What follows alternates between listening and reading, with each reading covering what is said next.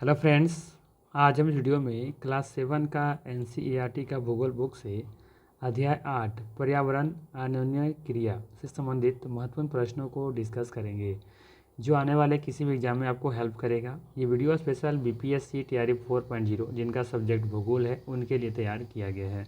तो चलिए फिर शुरू करते हैं और देखते हैं आज का पहला प्रश्न। आज का पहला प्रश्न रहेगा आपके लिए, निम्नलिखित कथनों पर विचार करें। सवाल है, निम्नलिखित कथनों पर विचार करें। पहला कथन दे रखा है, उष्णकटिबंधीय क्षेत्र भूमध्य रेखा के बहुत निकट अर्थात 10 डिग्री नॉर्थ और 10 डिग्री साउथ के बीच स्थित है। अगला कह रहा है सेकंड कथन में कि वह स्थान जहां एक नदी किसी अन्य जलराशि से मिलती है डेल्टा कहलाती है। और उपरोक्त कथन में से बताना है कि कौन सा कथन यहाँ पे सही है। पहला कथन सही है, दूसरा सही है, दोनों सही है या फिर कोई भी यहाँ पे सही नहीं है। ठीक है, तो चलिए बात करते हैं हम लोग पहला कथन के बारे में।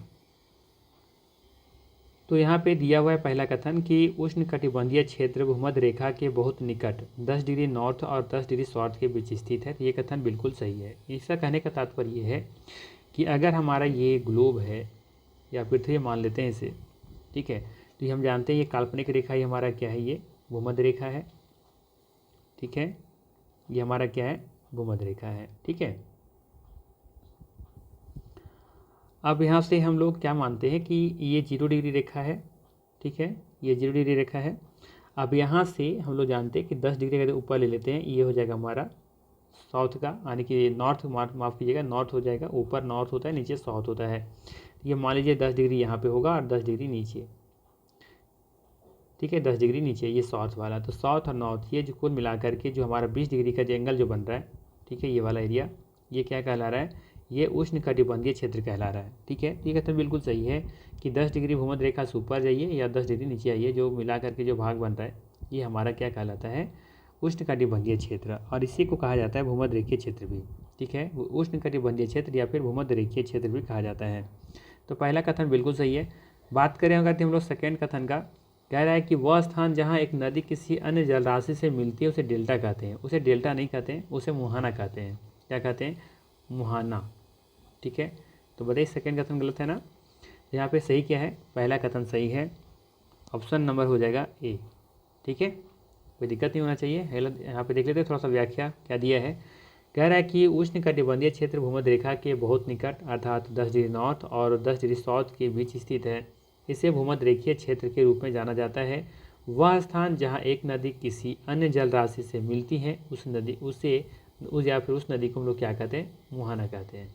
ठीक है, डेल्टा के बारे में ऑलरेडी हमने बता रखा है। जब नदियाँ अपने साथ बहुत सारे गाद धूल का जो कीचड़ वगैरह लेकर के चलती हैं और जब वो समतल एरिया में जब पहुँचती हैं, ठीक है, तो अपने साथ जो गाद है वो जो भी अपने साथ लेके चल रही थी, अपशिष्ट पदार्थ वगैरह जो लेके चल रही थी, तो क्या करती है, फिर उसके पास उतना क्षमता नहीं रहता है कि उसको और भी बहा करके ले जाए।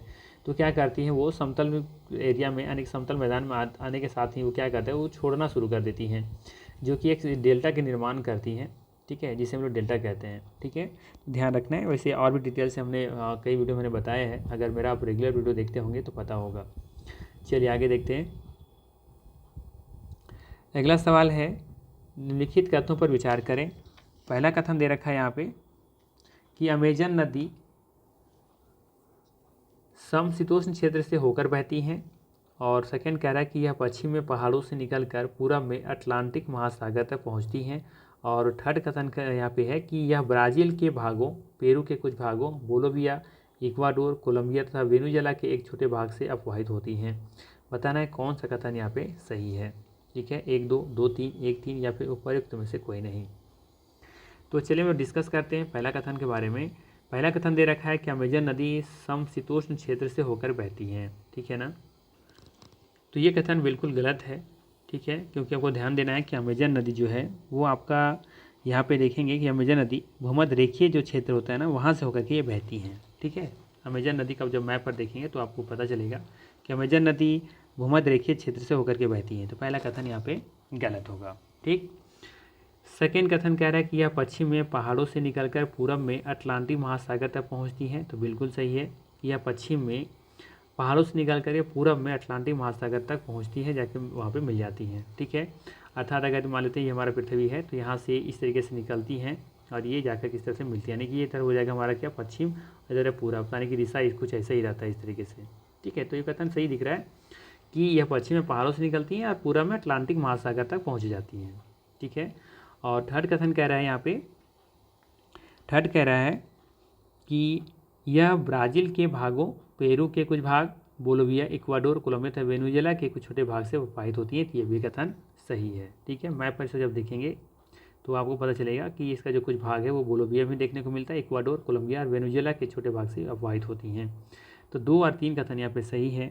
इसका जो सही आंसर हो जाएगा वो होगा ऑप्शन नंबर बी। ठीक है, 2 और 3 यहाँ पे सही है। अगर इसे आप मैप पर देखना चाहें तो देख सकते हैं कि यहाँ पे ये 0 डिग्री है। ठीक है ना, ये 0 डिग्री दिख रहा होगा, तो ये भूमध्य रेखा है और ये देखेंगे कि भूमध्य रेखा के आसपास ही एरिया में फैला हुआ है। ठीक है ना, तो पहला कथन वहाँ दिया हुआ था कि अमेजन नदी समशीतोष्ण क्षेत्र से होकर बहती है, जो कि कथन गलत था। क्यों गलत था? क्योंकि ये भूमध्य रेखीय क्षेत्रों में देखेंगे कि ये बहती हैं। ठीक है, और उसके बाद सेकेंड कथन कह रहा था कि यह पश्चिम में पहाड़ों से निकल करके पूरब में अटलांटिक महासागर तक पहुँचती है। तो आप देखेंगे कि इधर ये आपका इधर जो एरिया वाला है वो अटलांटिक महासागर है, तो वहाँ पे जाकर के इधर से जाकर के ये अटलांटिक सागर में मिल जाती हैं। ठीक है, अटलांटिक महासागर में। ठीक, और थर्ड कथन कह रहा था कि यह ब्राज़ील के भागों से होकर के जाती हैं। ठीक है, और पेरू के कुछ भाग में बोलोविया, इक्वाडोर, कोलंबिया और वेनेजुएला के छोटे भाग से होकर प्रभावित होती हैं। तो आप देख सकते हैं कि यहाँ वेनेजुएला देखने को मिलेगा, कोलंबिया भी है, इक्वाडोर भी है ना। बोलोविया भी देखेंगे क्षेत्र इसी में आ रहा है, क्योंकि देखेंगे अमेजन का जो बेसिन है कुछ इसी फैला हुआ है। ब्राज़ील तो आप देख ही रहे हैं, पेरू यहाँ भी देख सकते हैं आप। ठीक है, तो बोलोविया है, पेरू है, इक्वाडोर है, कोलंबिया है, वेनेजुएला है। ठीक है, देखेंगे यही सब जो नाम है जो कि अमेजन बेसिन में आते हैं। ठीक है, तो आई थिंक आपका कॉन्सेप्ट अब क्लियर हो गया होगा कि पहला कथन गलत क्यों था और दूसरा तीसरा सही क्यों था। ठीक है, चलें आगे क्वेश्चन की तरफ। आप यहाँ पे देख सकते हैं ना, ये देखिए ये वाला जो बेसिन दिख रहा है आपका अटलांटिक महासागर, ये वाला एरिया पूरा अटलांटिक महासागर ही है ना, तो यहीं से जाकर के से निकलती है पश्चिम से और ये पूरब होते हुए यहाँ पे जाकर अटलांटिक सागर में, अटलांटिक महासागर में मिल जाती है। ठीक है, कोई इशू नहीं होना चाहिए। चलिए आगे देखते हैं। यहाँ पे हमने व्याख्या भी ले रखा है, इसको देख लीजिए कि अमेजन नदी भूमध्य रेखीय क्षेत्र से होकर बहती है। यह पश्चिम में पहाड़ों से निकल करके पूरब में अटलांटिक महासागर तक पहुँचती हैं। राइट, अमेजन नदी में कई सारी सहायक नदियाँ मिलकर अमेजन बेसिन का निर्माण करती हैं। यह नदी बेसिन ब्राज़ील के भागों, पेरू के कुछ भाग, बोलोविया, इक्वाडोर, कोलंबिया और वेनेजुएला के छोटे भाग से प्रवाहित होती हैं। ठीक है, तो इन बातों को आपको ध्यान रखना है।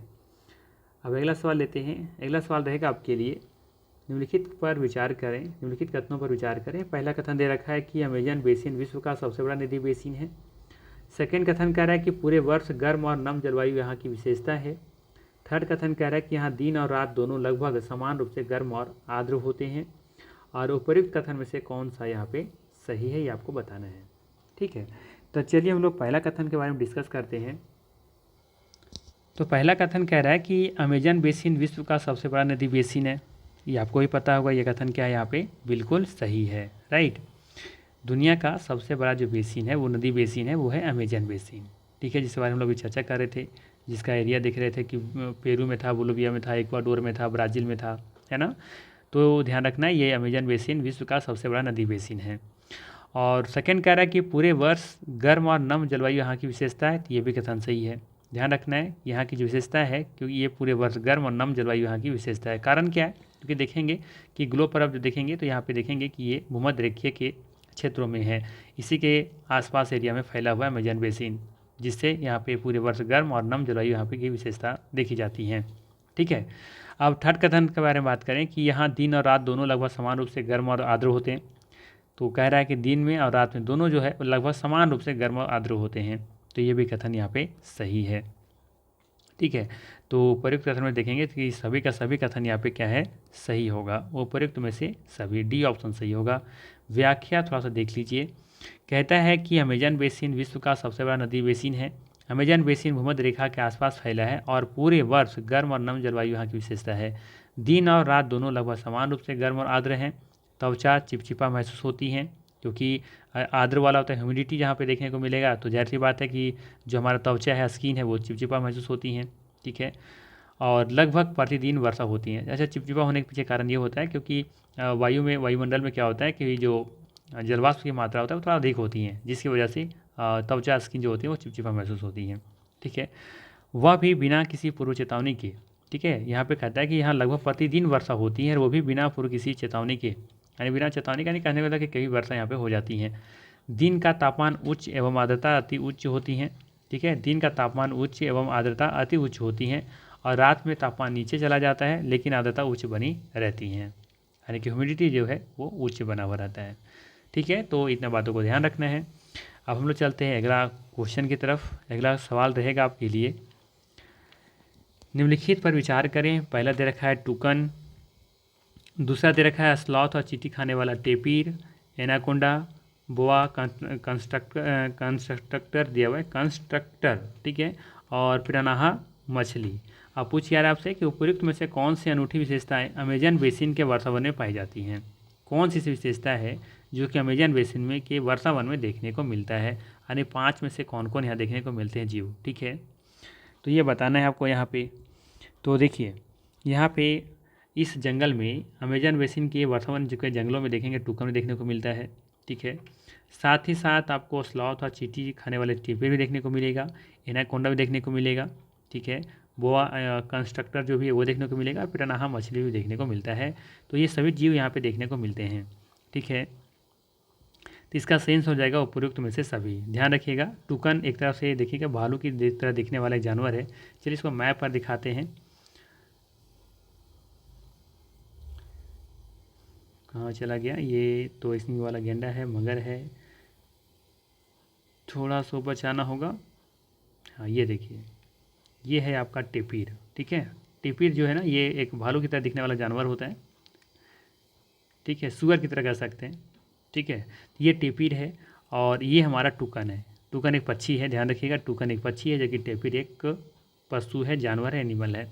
ठीक है, तो ये पूछा जा सकता है, सवाल यहाँ पे भी आ सकता है कि टुकन क्या है, तो एक प्रकार का पक्षी है। ठीक है, टेपीर क्या एक तरह से पशु है। ठीक है, तो ये ध्यान रखिएगा, टुकन देख सकते हैं आप, ये पक्षी है ना, ये अमेजन के बेसिन में पाया जाता है, जबकि ये जो है टेपीर है ये भी अमेजन के जंगलों में पाया जाता है। ठीक है, तो ध्यान रखिएगा। और यहाँ पे देखेंगे कि मांस खाने वाली प्रिनाया मत्स्य समेत मछलियाँ की विभिन्न प्रजातियाँ भी यहाँ अमेजन बेसिन में पाई जाती हैं। ठीक है, तो ध्यान रखिएगा इसके बारे में भी। चलिए तो हम लोग चलते हैं क्वेश्चन की तरफ। यहाँ देख सकते हैं, थोड़ा सा देख लीजिए, लिखा है प्राणियों में बंदर, स्लॉथ एवं चींटी खाने वाले टैपीर भी यहाँ पाए जाते हैं। ये जो टैपीर है ना, ये चींटी खाता है। सांप और सरीसृप की विभिन्न प्रजातियाँ विभिन्न वर्णों में पाई जाती हैं, मगर, सांप, अजगर और एनाकोंडा और बोआ कुछ ऐसी ही प्रजातियाँ हैं। इसके अतिरिक्त हजारों कीड़े मकोड़े भी इस बेसिन में निवास करते हैं। ठीक है, तो ध्यान रखना है इसके बारे में, अमेजन बेसिन के बारे में। चलिए हम लोग अगला क्वेश्चन देखते हैं। हमने इसीलिए PDF फाइल दे रखा है ताकि चीज़ों को हम दिखा सकें, आसान कर सकें। ठीक है, ताकि कोई भी कन्फ्यूजन ना हो और देख करके आसानी से आप याद कर सके, समझ सके चीज़ों को। ठीक है, किसी तरह का कोई कन्फ्यूजन ना रहे। चलिए इसको हम लोग देखते हैं। व्याख्या के रूप में क्या दे रखा है कि वर्षावन में प्राणी जगत की प्रचुरता होती है, यानी कि वो इस वर्षावन में, यानी कि अमेजन का जो वर्षावन होता है वहाँ पे देखने को प्राणी जगत की प्रचुरता होती है। वैसे वर्षावन जहाँ भी होगा वहाँ प्राणी जगत की थोड़ा सा प्रचुरता देखने को मिलती ही है। पक्षी जैसे टुकन, गुंजन पक्षी, प्राणियों में बंदर, स्लॉथ और चींटी खाने वाला टेपीर पाए जाते हैं। सरीसृप और सांप की विभिन्न प्रजातियाँ विभिन्न वनों में पाई जाती हैं।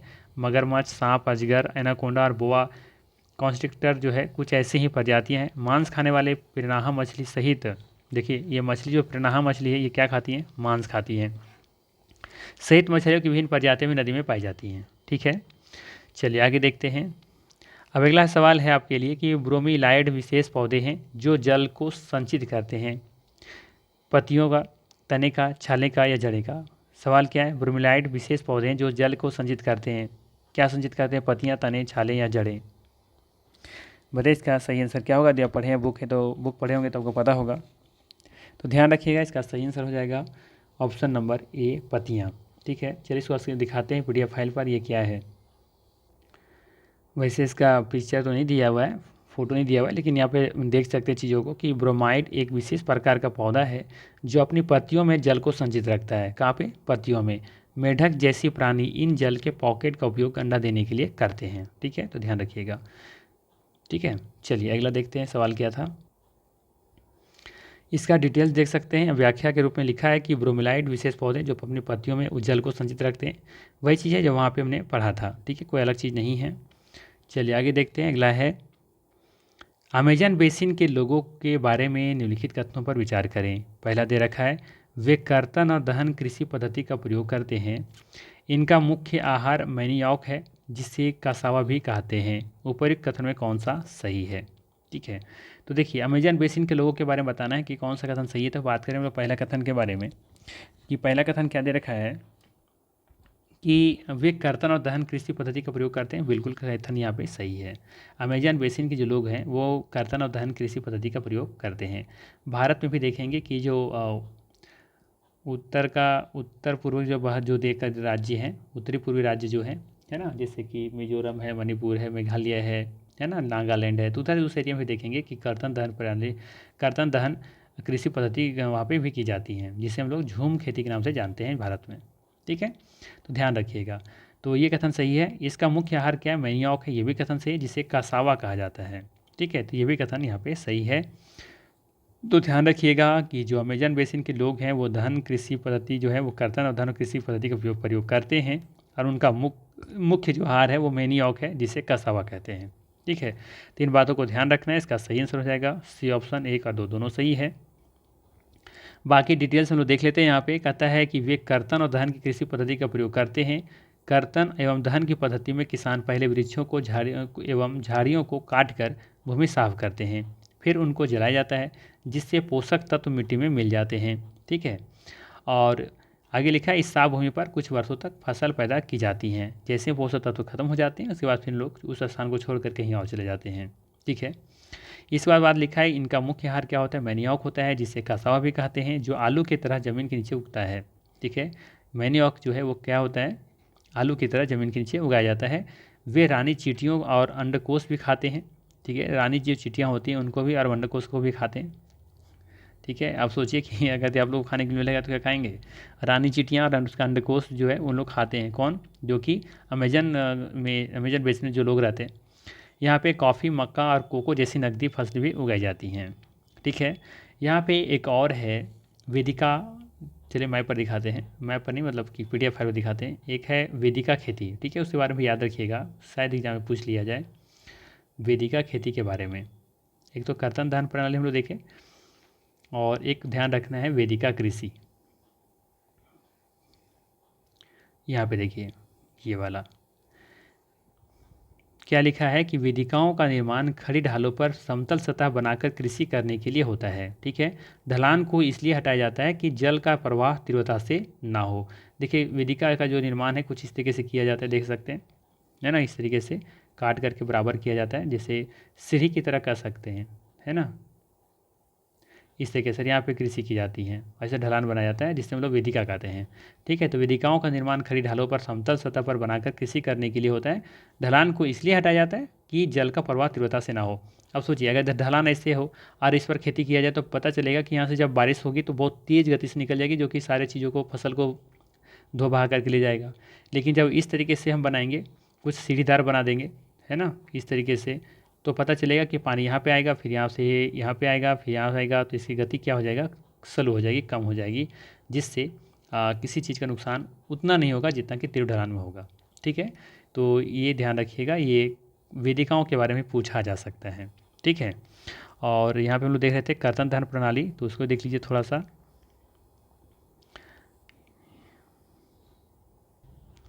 ये रहा आपका कर्तन दहन प्रणाली। लिखा है कि कर्तन एवं दहन की पद्धति में किसान पहले वृक्षों एवं झाड़ियों को काटकर भूमि साफ करते हैं, फिर इनको जलाया जाता है, जिससे पोषक तत्व मिट्टी में मिल जाती हैं। इस साफ भूमि पर कुछ वर्षों तक फसल पैदा की जाती है। आगे लिखा है कि जमीन के इस टुकड़े के बार बार प्रयोग से मिट्टी में पोषक तत्वों का अभाव हो जाता है, इसीलिए इस टुकड़े को छोड़ दिया जाता है। इसके बाद फसल उगाने के लिए किसी दूसरे स्थान को साफ किया जाता है। इस बीच पुराने खेतों में छोटे छोटे वृक्ष उगाते हैं। इस प्रकार मिट्टी पुनः उपजाऊ बन जाती है, तब लोग इस भूमि के टुकड़े को पुनः फिर जोत सकते हैं। ठीक है, तो ध्यान रखिएगा, ये है कर्तन दहन एवं कृषि पद्धति। बाकी हमने वेदिका के बारे में बता दिया। अगला सवाल है आपके लिए कि अमेजन बेसिन में मलोका, ठीक है, क्या है? मलोका। ध्यान रखिएगा, अमेजन बेसिन में मलोका शब्द का एक प्रकार का संकेत करता है। अमेजन बेसिन में देखेंगे मलोका शब्द का प्रयोग किया जाता है, वो क्या संकेत करता है? फल के बारे में, चावल के बारे में, घर के बारे में या नाव के बारे में? तो ध्यान रखिएगा कि अमेजन बेसिन में मलोका जो है वो घर को कहा जाता है, अर्थात यहाँ पे सी ऑप्शन बिल्कुल सही होगा। ठीक है, डिटेल्स देख लेते हैं। लिखा है कि वर्षा वन अत्यधिक मात्रा में घरों के लिए लकड़ी प्रदान करते हैं। कुछ परिवार मधुमक्खी के छत्ते के आकार वाले आकार वाले घरों में रहते हैं। ठीक है, अब कुछ एक्स्ट्रा घुस गया वाले घरों में रहते हैं। तीर ढलान छतों वाले मलोका नामक बड़े अपार्टमेंट जैसे अन्य घर हैं यहाँ पे। ठीक है, तो ध्यान रखिएगा, सिंपल सा आपको याद रखना है कि मलोका क्या है? एक प्रकार का घर का नाम है। ठीक, चलिए आगे देखते हैं। अगला सवाल है, निम्नलिखित कथनों पर विचार करें। पहले दे रखा है कि Ganga Brahmaputra basin 10 degree north से 40 डिग्री नॉर्थ अक्षांश के बीच स्थित है। ठीक, और सेकंड कह रहा है कि यह उपोष्ण कटिबंधीय क्षेत्र में स्थित है। पूछ रहा है आपसे कि यहाँ पे कि कौन सा कथन यहाँ पे सही है। ठीक है, क्या पूछ रहा है कि कौन सा, दोनों में से कौन सा कथन सही है? तो चलिए हम लोग बात करते हैं पहला कथन के बारे में। पहला कथन दे रखा है कि Ganga Brahmaputra basin 10 degree north से 40 डिग्री नॉर्थ अक्षांश के बीच स्थित है। अब ज़रा सोचिए कि गंगा ब्रह्मपुत्र कहाँ देखने को मिलता है? भारत के उत्तर साइड में। ठीक है, तो भारत का उत्तर साइड में स्थित है, तो जाहिर सी बात है कि भारत देखेंगे कि यहाँ से 8 डिग्री से शुरू होता है, तो 8-2 डिग्री किसी के आसपास होगा। तो क्या यहाँ पे गंगा ब्रह्मपुत्र से शुरू होता है? बिल्कुल नहीं। या आप देखेंगे कि इस एरिया में यहाँ पे देखने को मिलता है, जो कि ब्रह्मपुत्र देखेंगे कुछ चाइना में भी आता है ना। तो 10 डिग्री से कभी शुरुआत हो सकता है? ये तो ऐसे कथन गलत दिख रहा है यहाँ पे। अगर थोड़ा सा लॉजिक आपको पता है तो हम जानते हैं कि भारत का जो दक्षिणी अक्षांश है वो कहाँ शुरू होता है? ये 8 डिग्री से शुरू होता है, 8 डिग्री 4 मिनट से, और ख़त्म होता है कितना पर? 37 डिग्री कितना होता है? 6 मिनट, है ना। 37 डिग्री 6 मिनट पर ख़त्म होता है। तो सोचिए कि इसके आसपास होगा ना, 37 डिग्री के आसपास ही तो होगा, ना कि 10 डिग्री नॉर्थ से शुरू होगा। तो पहला कथन गलत है। सेकंड कह रहा है कि यह उपोष्ण कटिबंधीय क्षेत्र में स्थित है। अब बताइए क्या सही होगा या नहीं होगा? तो देखिए ये कथन यहाँ पे सही है ना, कि यह उपोष्ण कटिबंधीय क्षेत्र में स्थित है। ठीक है, क्योंकि उपोष्ण मतलब क्या होता है? जहाँ पे गर्मी हो देखने को ज़्यादा मिलेगी। तो इसी एरिया में थोड़ा सा देखेंगे कि हाँ ठीक है, उपोष्ण कटिबंधीय क्षेत्र में स्थित हो सकता है। तो सेकंड कथन गलत दिख रहा है, सही दिख रहा है, पहला कथन गलत है। तो इसका सही आंसर क्या हो जाएगा? केवल 2। ठीक है, व्याख्या देख लेते हैं।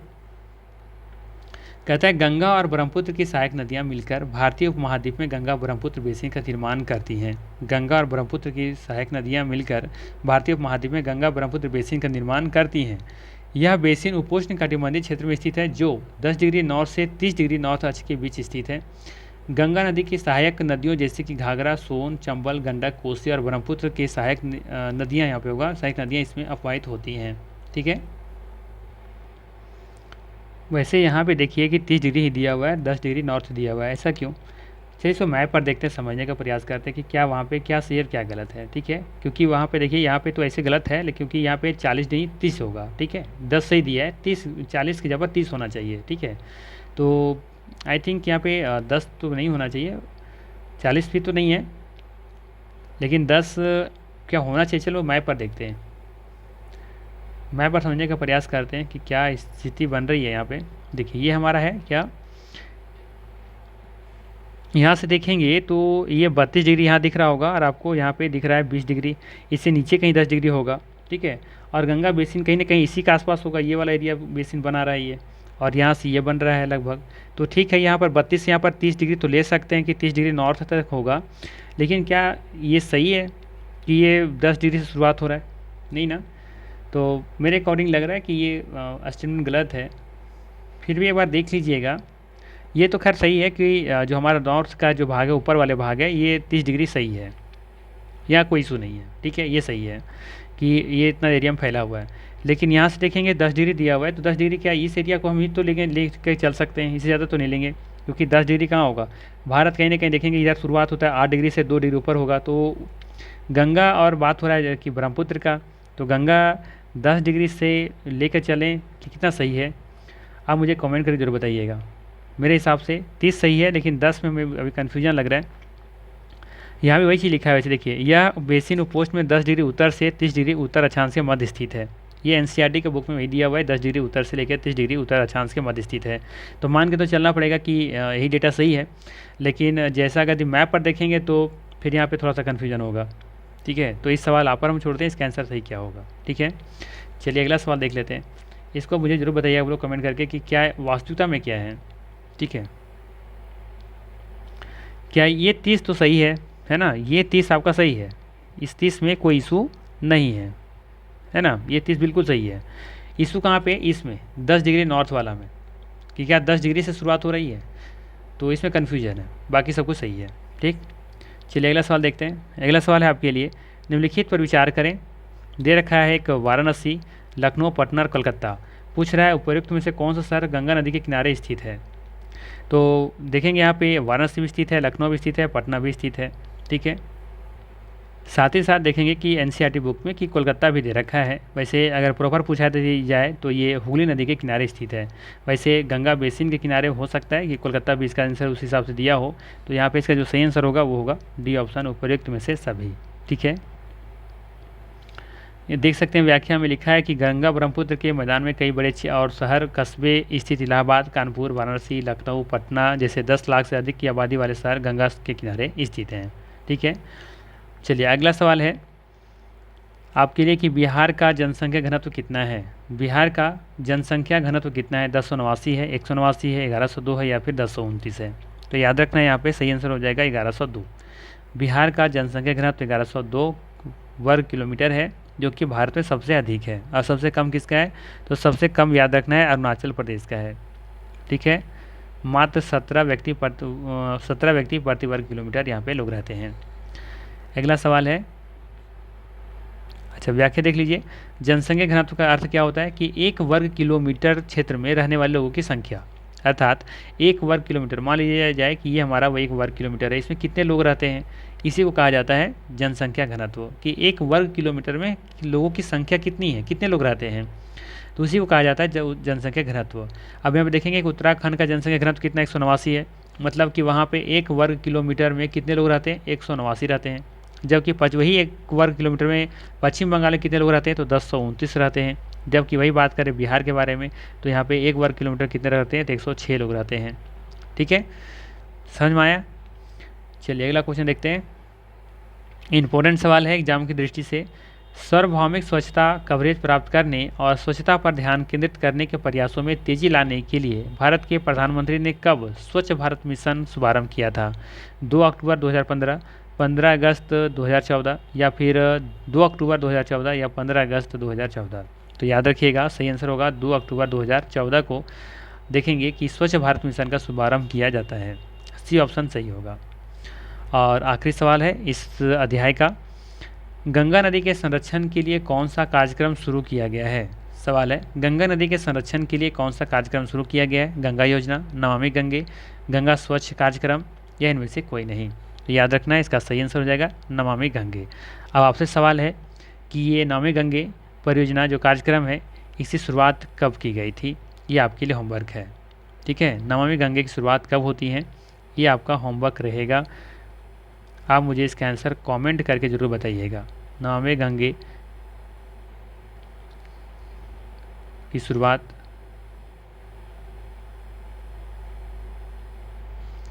कब की गई थी।